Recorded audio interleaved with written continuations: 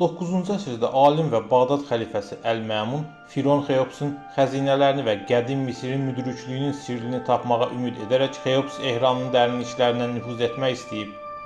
Bunun üçün o ehramın gövdəsini dağıdıb, ancaq orada boş bir sarkaf və qalın toz qatından başqa praktik olaraq heç nə tapmayıb.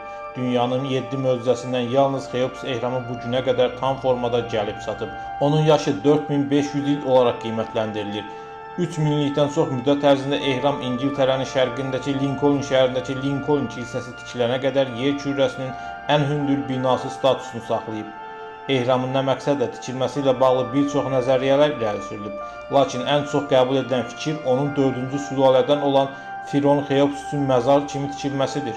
O hər birinin çəkisi 2 tondan çox olan təxminən 2 milyon daş blokdan ibarətdir. Buna görə də onun dəqiq necə qurulduğu sualı hələ də insanları çaşdırır.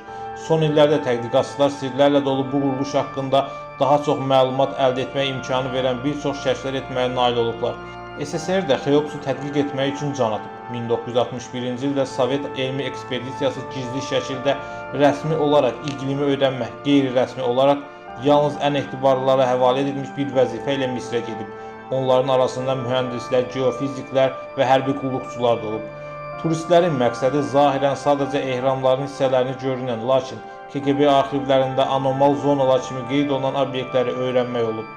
Anonim qalmaq istəyən keçmiş diplomatik kuryerlərdən biri illər sonra Rusiya mətbuatına bildirib ki, zəif elektromaqnit şüaları yayan mumyalanmış cəsədlərdən bəhs edən sənədləri şəxsən özü daşıyıb. Sənədlərin içərisində bu günə qədər deşifrə edilməmiş hieroqlif nümunələri də olub.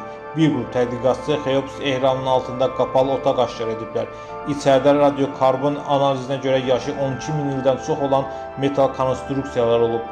Metal üzərində emal izləri çox dəqiq olub, sanki lazerlə kəsilib. Enerji kristallarına bənzəyən qurğular tapılıb və onların bir laboratoriya şəraitində uğurla arxivləşdirilib. Otaq temperaturunda enerji mənbəyinə qoşulmadan 1,2 kilovat gərginliyi istehsal edib. Elm adamları bunun yüksək texnologiyalı saxlama forması, yoxsa bəşəriyyətin hələ də icad etmədiyi sistemin elementi olduğunu təxmin etməklə çətinlik çəkiblər.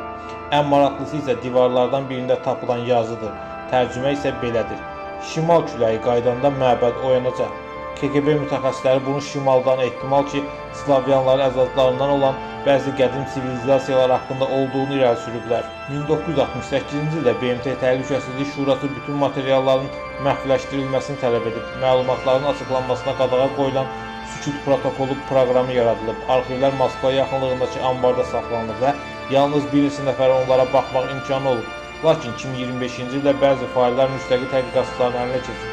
Onlar tapılan cihazların, çertiyojların, hesabat fraqmentlərinin və artefaktların fotoşəkillərini dərc ediblər. Ən heyrətamiz odur ki, enerji kristalı cizgilərinə uyğun olaraq yenidən yaradılıb və həqiqətən işləyib.